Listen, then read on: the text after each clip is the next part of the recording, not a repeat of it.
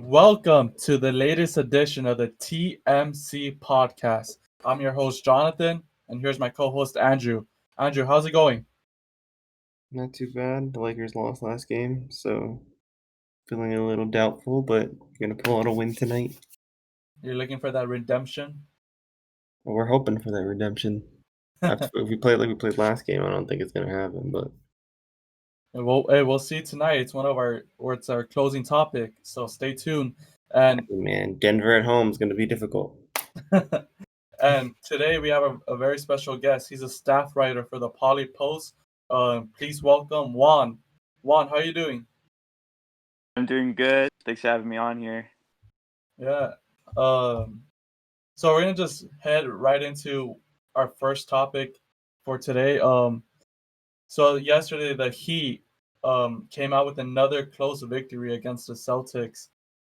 Are the Heat a serious threat for the upcoming years, or is this just like, perfect timing? It's the bubble championship. Juan, you're our guest. We'll start with you. What are your thoughts on the Heat? I think they've obviously had an impressive run in the bubble so far, and they're proving a lot of different people wrong. So I wouldn't discount them. One of the things that's kind of impressed me, I guess, is I don't think Eric Spoelstra, the coach, gets enough credit. Like, I think a lot of people thought the big three was kind of just all the players getting them that far, and I think now people are realizing he's a legit coach as well. Yeah, definitely. I've been very impressed with the way he's been operating in the closing minutes of games, because you can really see that's when the Heat put the game away. Um, Andrew, I want to go to you. Do you think the Heat could sustain the success they have in the bubble and win a couple championships with Jimmy Butler? Look, man, if Tyler Hero continues to develop, yeah, I can see it. We get tons of talk of like if they're gonna add another star. Which I think if they do, they're gonna be a legitimate contender for years to come. Jimmy Butler's a little bit older. He might hit a decline pretty fast, but they do have a lot of good young pieces that I think can sustain success. Andrew, would that mess up the chemistry though? Like, say you would have to. What if they had to give up like a hero for a big star? Would that be Well, worth it? you don't trade, you just sign a star, man. You're not looking to trade and lose assets. You're trying to retain assets. Adding a star is probably a better gamble than not adding a star. Like what the fuck?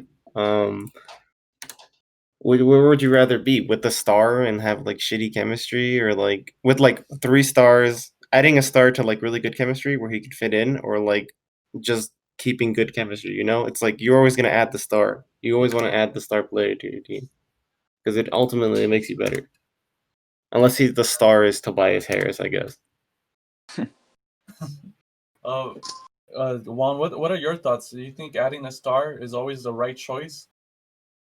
I would definitely lean towards like adding a star is always great whenever you have the opportunity. Like if they had a trade for Giannis that was possible in the slightest, like go for it. But I think sometimes you'd also have to bet on some players becoming a star that you already have. Like Bam Adebayo is extremely young. He was just an all-star. Tyler Hero obviously could be a star maybe, or at least play like one.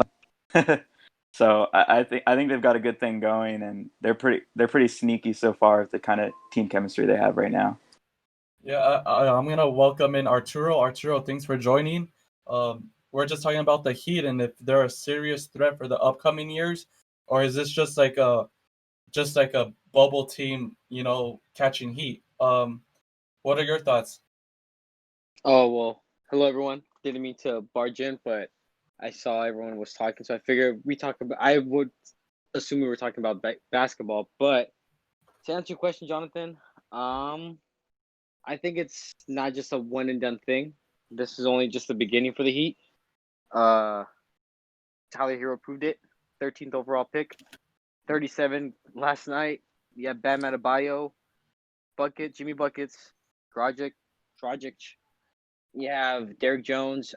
Spoelstra found a new click in the team, so this is only the beginning for the Heat. There's more to come.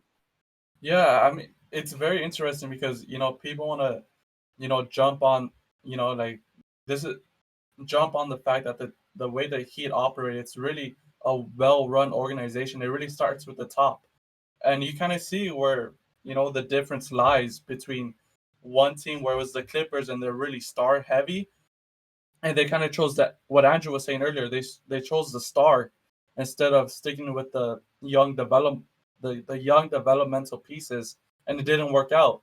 Um, Andrew, I want to go back to you because I kind of disagree with what you said. You said always choose the star in basketball, but do you think there's always two sides of the story?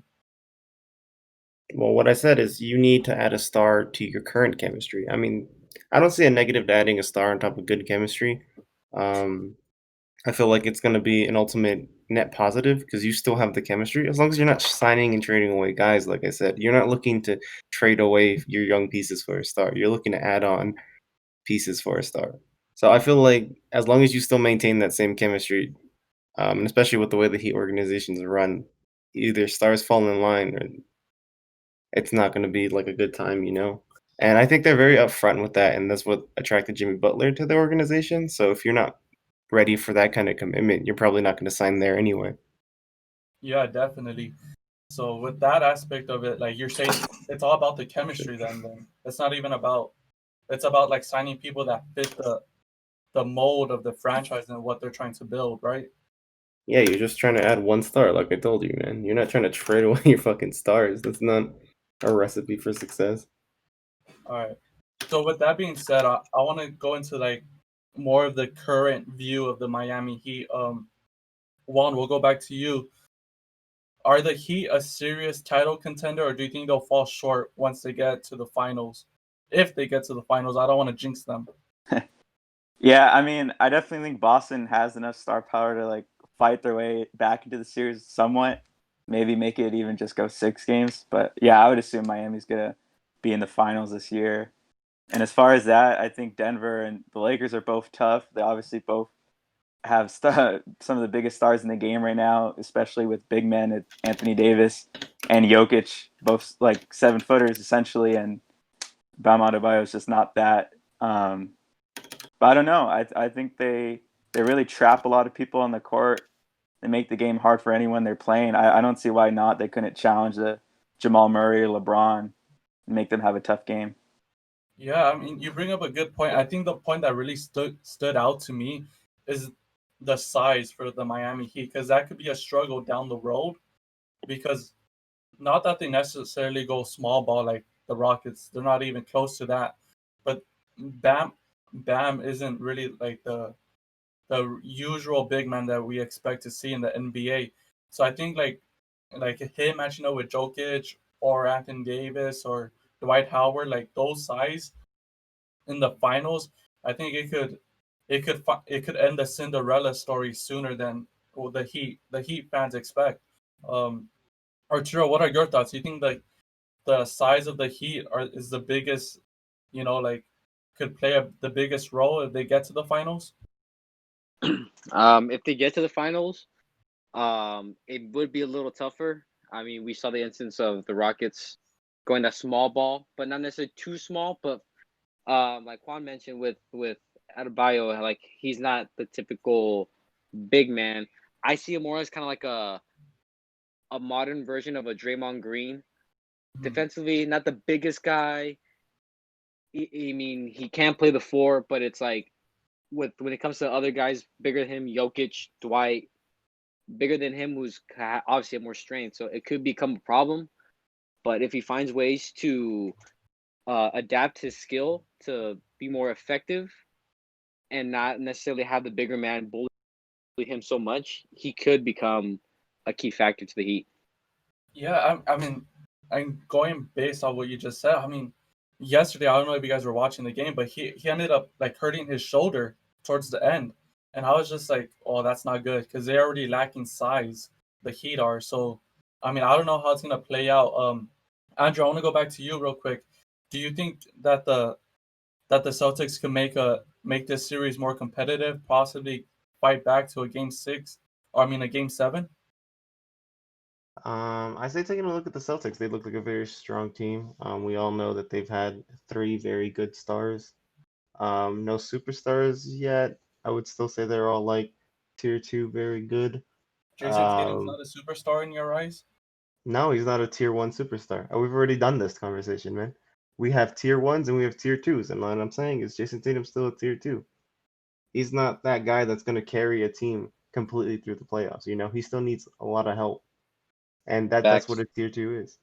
So yeah, he's not a tier 1 superstar. We've had this conversation over and over again, and there's only like 4 tier 2 super or tier 1 superstars currently in the NBA that you can like think of, and I would say that's KD, LeBron James, Steph Curry, and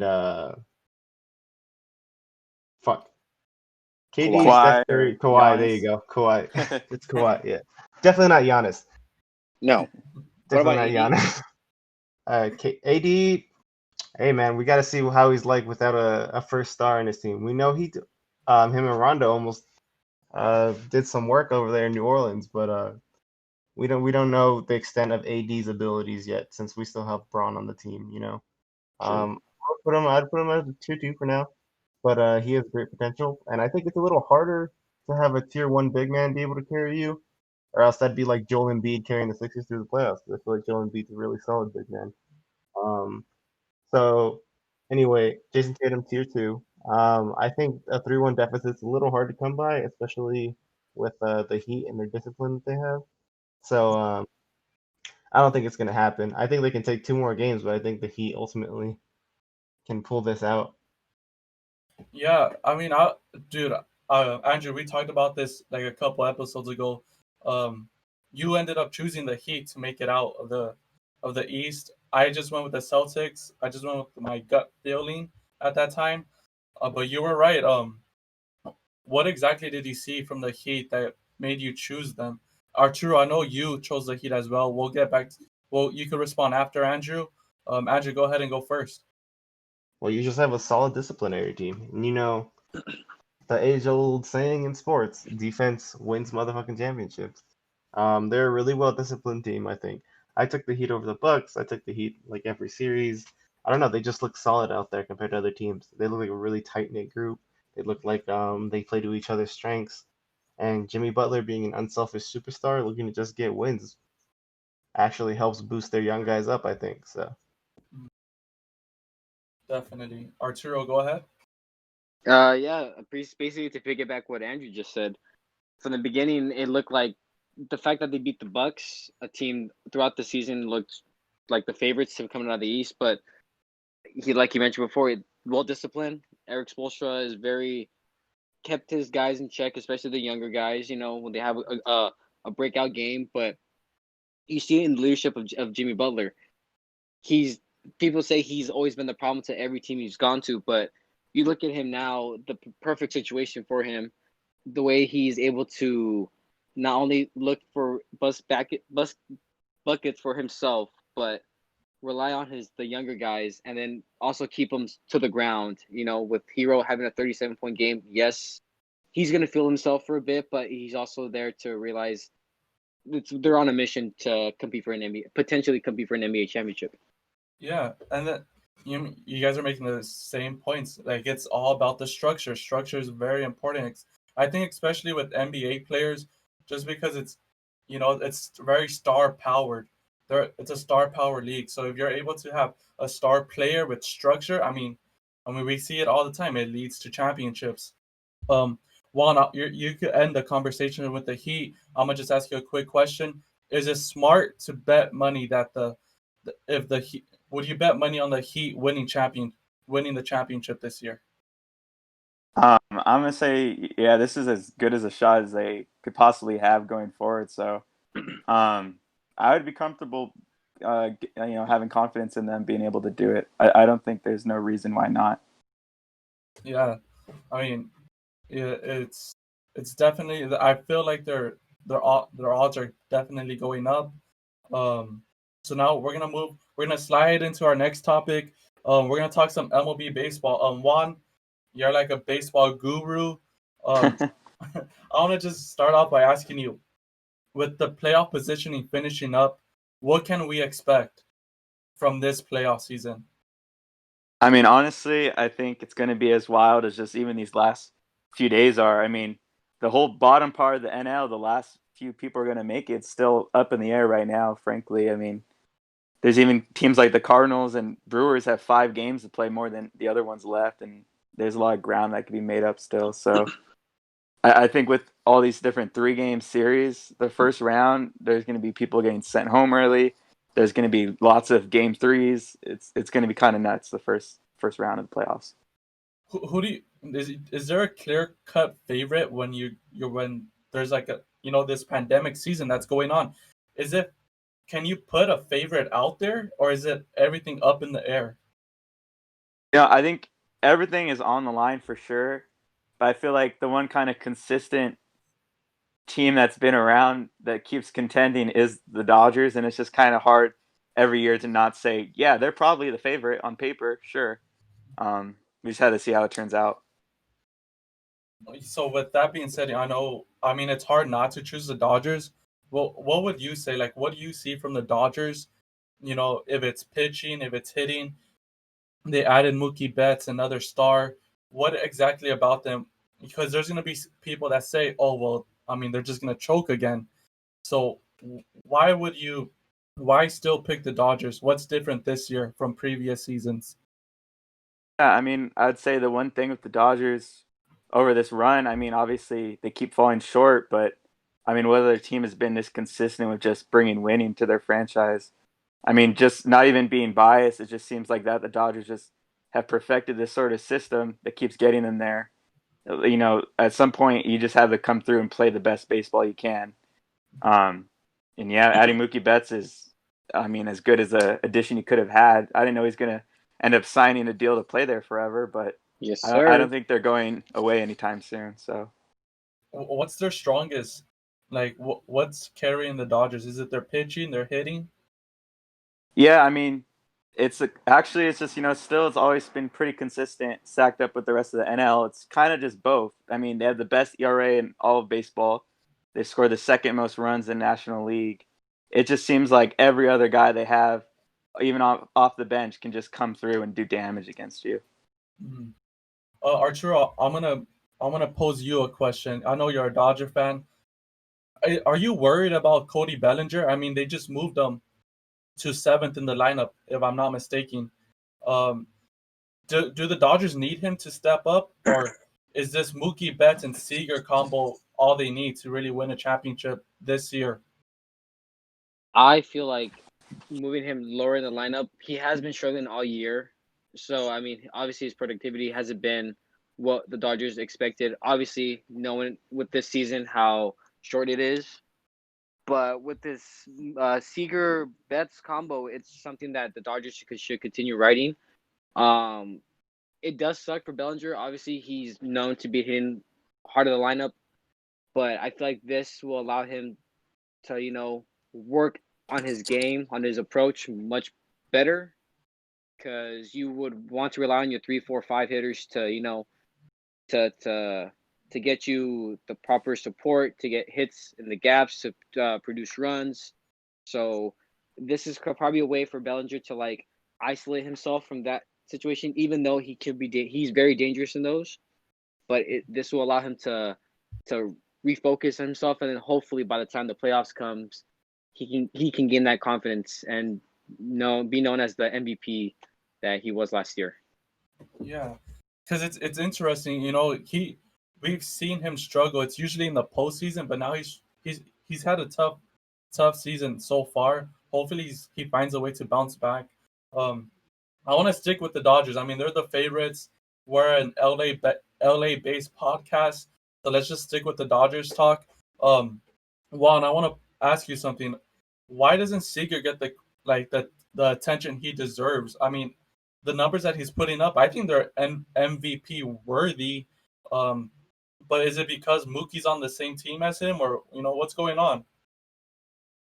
I mean, honestly, yeah, it's going to be hard to stand out on a team full of superstars, even if you're also a star. And in baseball, there's already kind of an issue of like we don't know the players down to a personal level as well as we do with other sports. So it's just kind of hard for somebody's already not flashy or out there with, his own talk, like to him for like to stand out to the rest of the league and the other fan bases. They're going to see highlights of other shortstops like Tatis or Tim Anderson who are on social media and are loud. And Corey Seager, I'm, completely satisfied with him being on my team. Is just another quiet leader who just gets the job done when he's healthy. He's just like what you said earlier. He's just consistent. That's all he is. Yeah, I mean, definitely right away, as soon as he even came up as a rookie, it just seemed quickly like, oh, yeah, this guy is our best hitter overall. And I don't know, it's still kind of hard even with people like a Bellinger having an MVP year last season. Obviously, it hasn't carried over yet this year. It's still hard, I don't know, to say that Corey Seager is not the best hitter on the Dodgers in many ways, other than Mookie Betts being in town now. So I want to talk about the Dodgers pitching rotation and their bullpen. Do you guys think, because it's relatively young, especially their starting pitching, Arturo and Juan, I want to get your thoughts. Are you concerned at all, or is it because there's no fans, no problem this year? I would say the most concern I have, over the past couple of years, and I'm pretty sure Juan can attest to this, is the bullpen. Mhm. I feel like that issue over the last couple of years has been an issue. Primarily, you look at perfect example, Kenley Jansen. I feel like he, to me, out of the bullpen, Pedro Baez is in also the conversation because he does have his tendencies where his location is on point. He's putting his pitches where he needs to be. But with that instance where it's just sometimes in certain bats, it's just fastball down, and at some point the hitter's gonna catch up to it. But starting pitching wise, I feel like there's not much of an issue. I mean, it is a young rotation. You look at, obviously Kershaw being the vet on this rotation. You have May, who's still adjusting to a full season in the MLB. Urias, this is the year they finally they took off the training wheels and actually let him pitch, let him learn from his mistakes. Buehler's only a season away from contending for a Cy Young award to be the successor to Kershaw. And then, Gonsolin, he's has a potential of being a solid guy in the rotation. So to me, I think the biggest concern for the Dodgers will be the bullpen. Juan, do you agree, or do you see it differently? Yeah, I mean, I'd say with every good team in the MLB each year, I mean, the one thing that's going to end up, needing endless trades and moves and retooling is always going to be the bullpen each year. You just kind of have to end up going with whoever has a hot hand. I mean, definitely for a long stretch of this year, the Dodgers bullpen was doing really good. And then now we've kind of seen there's been a couple of the Jansen meltdowns some people have almost felt used to at this point. And, just going to have to keep figuring out, like, as you get into the bigger games of, okay, who's throwing the ball well right now? Who's not? The only problem is the first round's only 3 games. You're going to have to find out really quick who's your guy. Finish the game. Yeah. So before we move on to our next topic, I want to get your guys' thoughts on, because last year, or there's been a trend like where MLB has kind of become more analytical and they go straight to the bullpen as soon as possible, and they want the bullpen to carry the game out usually. But last year we saw the importance of a starting pitching with the Nationals winning with their 2 stars. Do you guys have a preferred approach? Do you see the Dodgers going the bullpen route, or do you want to see them let their young pitchers, push through some growing pains and just let them finish like a 6 inning start? Go ahead and give your thoughts. I would probably say we've seen the instances, obviously, I remember that series against the Astros, Game 2. Dave Roberts took out Hill when he shouldn't have. I feel like, to me, the way I would approach this new era of the bullpen is the way to go. Can work at times, but it can also backfire you, as hitters will know your strategy after a certain amount of innings. They bring in the same guy, and their stuff it will become hittable at one point. So I feel like, to me, the Dodgers for this year, with the leadership of Kershaw, this is the year they just got to let these guys, if they're, are giving up a few hits but limiting the runs, striking out guys, make sure their stuff is actually, on point. I thought you let them go as long as you can. To me, I would like to see minimum of 6 innings per, but obviously anything can happen in baseball. So you just gotta play like the old times. Let them go as best as they can, and the moment they start struggling, then that's when the rotations come into play. Mhm. Juan, what are your thoughts? Do you have any stats behind it that back up one side or the other? I mean, it's just definitely a rare thing anymore that people do have those kind of workhorse aces that they trust to go deep into the games when just obviously, the numbers are still always going to just support that. Of course, third time through the lineup, you're going to do worse. I'd say like that's still just going to be a result by result kind of thing of if you give that trust to a guy, if it's a close game, if he's stealing, if you keep him in. But with the Dodgers, I wouldn't discount the probability that some of these younger people maybe just piggyback off of each other for a start. You might see somebody like Gonsolin start a game, and then you bring in Urias right after him, and kind of switch things up right there. So I think it's going to be really strategic in the first round at least, where a lot of teams will be going to the bullpen quick. That's interesting. I did not expect that answer, Juan. That's a good point. I never even thought about it like that. I like it though. All right, I want to welcome back Andrew. Andrew, you're probably thinking we were talking like a foreign language because Andrew does not know any baseball at all. Um, Andrew, so we're gonna move on to our next topic, and it's the NFL matchup of the week. This week, I want to focus on the Rams versus the Bills. I feel like these two teams are 2-0, but I feel like one of them might not be, they might be faking it. They're not an actual 2-0 team. Um, the Bills, they face the Dolphins and the Jets their first two games, and the Rams, they face the Eagles and they beat the Cowboys. So it's kind of like let's see who's actually deserves to be 2-0. Andrew, I want to get your thoughts. Who do you think wins the Rams versus the Bills? I think the Rams are gonna win. Personally, I kind of just like the Rams a little bit better, but I also think the Bills are a little bit more of a that team that we always see do good, but they don't really do anything in the playoffs. We always see the Bills find some success. Like last year, they were like 5-0 or something to start the fucking season, and then they didn't. They flamed out. Um, I feel like the Bills have a good base, but like they're just not. They're not as good as their record shows sometimes. Josh Allen has over 700 yards passing and 6 touchdowns. And I respect that, but who did they play? No, say him again. The Jets and the Dolphins. So what do you want me to say? What do you want me to pat him on the back? That's expected. That's what he should have done. Big arm talent. So we'll see what happens with the Rams. They have a little bit of a better defense. But I do lean more towards the Rams being the victors in this particular matchup. So How do you expect the Rams to approach the Bills? Because you could be suspect about their offense, but their defense is legit. I mean, they have some young talent on the D line, and then they have a proven shutdown cornerback in the secondary. you said how the Bills gonna approach the Rams, or the Rams approach the Bills? The The Rams.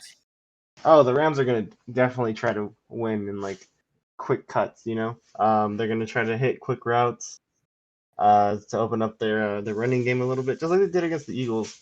I think they're gonna try to go quick early, get the ball out of Jared Goff's hands, and if that's not working, look for a safety net Cooper Kupp to make some plays. All right, I want to move to Juan. Juan, what are your early thoughts about the Rams versus the Bills? Do you think this is gonna be a good matchup? Like it'll go down to the wire, or one team will just pull away and blow the other team out? Yeah, I mean, I'm pretty excited about the matchup as well. I like to call it the battle of the Seans, both the coaches, Sean McDermott and Sean McVay. I think they're some of the best coaches in the game right now. They're just a little bit different strategies that they use. Of course, the Rams, I feel like they're just pretty consistent. It just seems like they can bring any other receiver in, any other running back, they just plug in, and they just have really great plays on offense. And I don't know. I think the Bills will be a little challenged with Josh Allen having to run away from Aaron Donald, and Jalen Ramsey will be on Stephon Diggs all game. it could go either way. If you were to predict a winner, who would you take? I'm gonna go with the Rams at this point right now. I'm still gonna favor offense in this matchup, and yeah, I think they haven't got Cooper Kupp really involved yet, and I think he's one of the more quietly explosive receivers, and somebody who has a really good relationship with Goff. Arturo, do you want to get your thoughts in here? Yeah. Basically what the last two said. At first I was a little skeptical. I remember last week about the Rams, and I mean from what I saw last week, they changed my mind. They're ready, looking for a very successful season.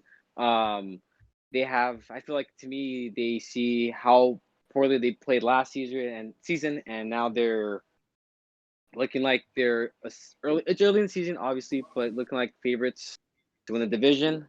Sean McVay, yeah, he's done a great job. I mean, Goff proved me wrong. Obviously, I feel like he's a little overpaid as a quarterback in the league, but the Rams look good. And then, as Juan mentioned, Josh Allen running from Aaron Donald is going to be pretty funny to see. And then Jalen Ramsey is going to do what he has to do. So I'm feeling like the Rams are going to take it this week. Did you just say the Rams are a favorite to win the division, though? I mean, obviously, I know, like I said, it's early, but I mean, What from what about the I've seen, Seahawks? Have you not watched the Seahawks light it up? hey, don't get me wrong. But I mean, I feel like to me, it's in an early statement. You want to, show up saying like we're here. We've hear all the adversity. We're not ready. I mean, the Seahawks know what they got to do, but I don't know. I feel like maybe it's too early to call, but I do feel like the Rams could make a solid push. Mhm. So only time will tell. Yeah. So my early impressions about this team, I'm looking over the injury report. The Buffalo Bills have 5 people listed. The Rams only have 2. And I know early on in the season you're not gonna play. If someone's hurt early on, just let them sit out. Let them have time to heal. So when it's time to go and prepare for the playoffs, they'll be ready. And the Buffalo Bills have some key parts listed in their injury report. So with that being the case, I was thinking the Bills after I saw the injury report. I got to go with the Rams. I just feel like Jared Goff has been more consistent lately, just hitting the crossing routes, and then Sean McVay is always going to make sure there's a running game involved. So I think they're going to try to not necessarily keep it low scoring, but they're definitely trying to gonna drain the clock out. Andrew, I want to get your thoughts because we already hinted at the NFC West being one of the best divisions. Who's your favorite to win the NFC West? I would say the Seahawks. I really like Russell Wilson. He's currently looking like another MVP frontrunner. Of course, if Kyler Murray doesn't continue to develop the way he's doing, Russ is going to easily take this prize. But I say you can never count out Russell Wilson. The man's a magic man, and I think Seahawks should be favorited. They've shown time and time again that they have playoff success, and that's really what it comes down to for me. Are you not worried about their defense at all? Because they are giving up some points and yardage, a lot of yardage. Defense comes and goes. I think their defense isn't as bad as they've let on so far. I think they have plenty of room to grow and get better. But like I said, I'm banking on Russell Wilson. All right, and then we have our resident Seahawks fan, Juan. Go ahead and gloat about your Seahawks. Tell us why they're going to win the NFC West. All right, I'll tell you a great sign early on in this year is it already feels a little bit open for any of those kind of contenders we've been naming, with just some of the injuries to the Niners, who obviously dominated the league up until the Super Bowl last year. Garoppolo's out for at least a few weeks, I think it was, and Joey Bosa's out for the year on defense. And I don't know, I think it's just going to be that which team's more consistent with the Rams and Seahawks down the stretch. But I mean, I love with the Seahawks have probably the best quarterback right now this season so far. Maybe not the best overall with Mahomes, but yeah, they're lighting people up. I'm so surprised that none of you are gonna take that early leap and say the Arizona Cardinals could stun everyone and just win the NFC West. I mean, what's not there to like? They have the young quarterback, flashy. They made the trade to get DeAndre Hopkins, one of the best receivers in the league. Um, Arturo, we'll go to you. What? How come no? How come you don't give the Cardinals a chance? I don't know. I mean, don't get me wrong. D Hop.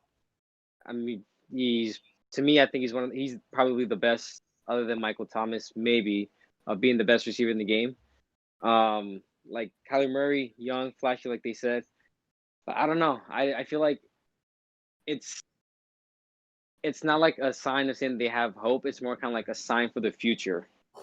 I don't feel like the Seahawks, like you said, the Seahawks are too good, and then the Rams are looking good early in the start. So, I mean, I don't know. I feel like when it comes to those division matchups, it's the Cardinals going to realize, we think we're good at their certain level, but in reality, it's going to give a big like slap to the face, saying your turn's not yet. Yeah. I'll say this about the Cardinals. I'm not sure if they have enough to sustain their success throughout the season because injuries have been a huge concern so far for every team in the NFL. I will say this: I think if they keep the pace that they're going, they're definitely a wild card team, and I think that's a successful year for a young quarterback and a second year head coach. Um, we're gonna move on to our last topic of the day. Can the Nuggets make it a series against the Lakers? You think this thing could go 7 games?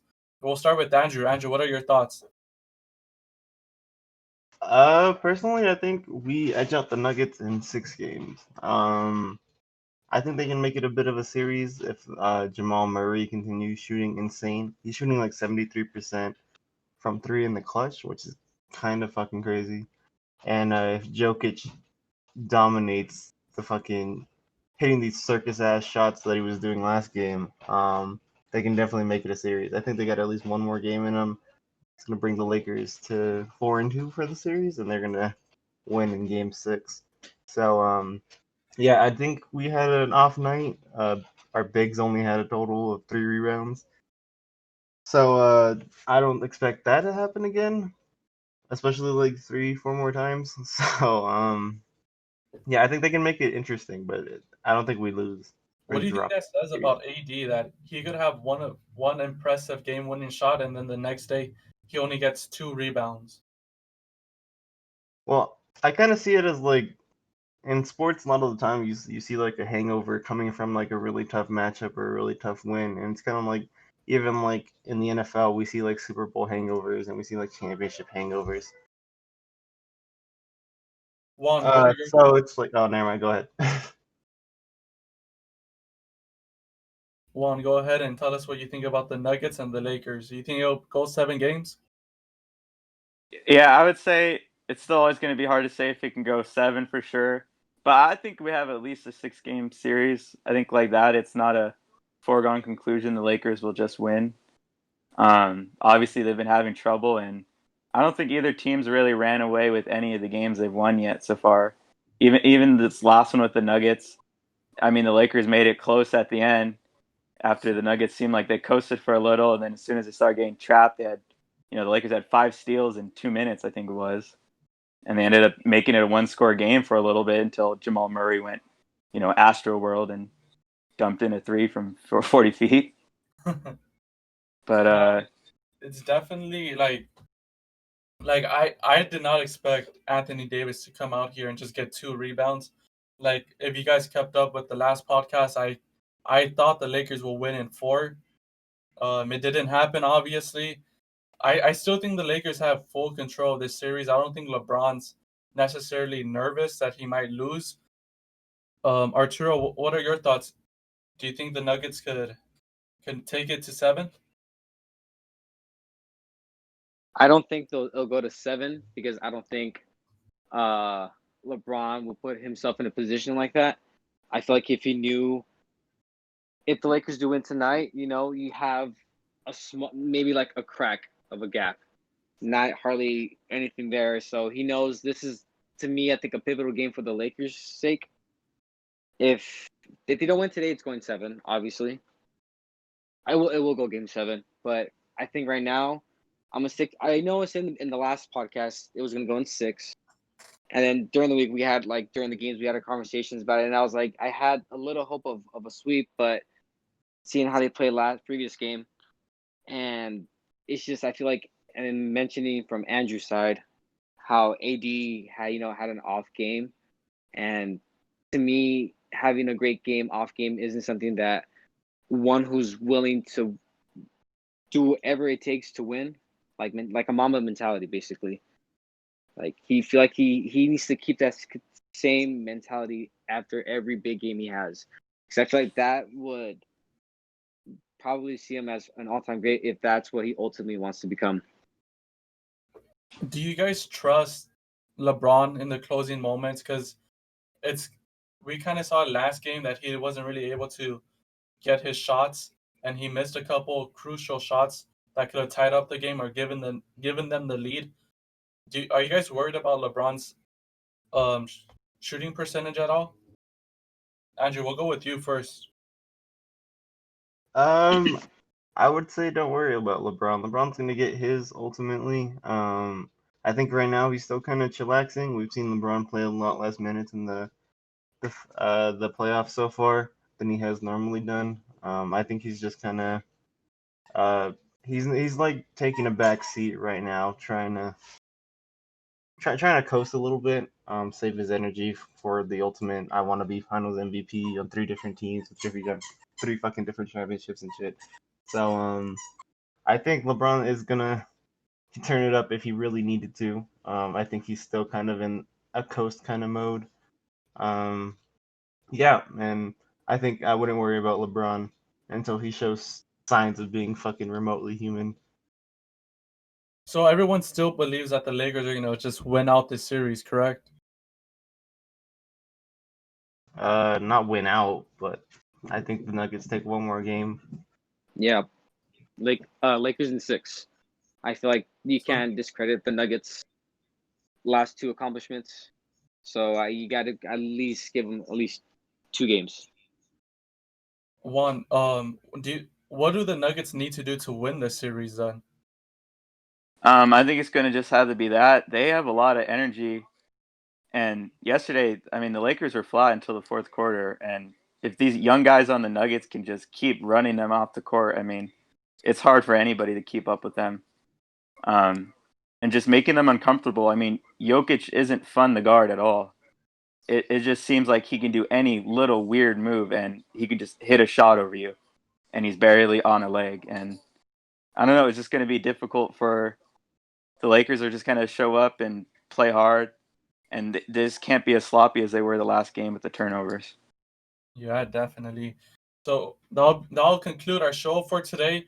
Andrew, go ahead and close. Oh wait, before we close out, Juan, do you have anything to advertise at all?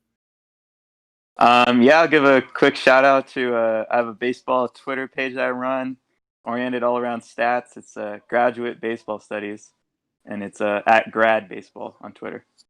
All right, great. Make sure to follow that site, guys. And Arturo, we'll make sure to put your information on there too, on the link on our bio. Andrew, go ahead and close us out for today.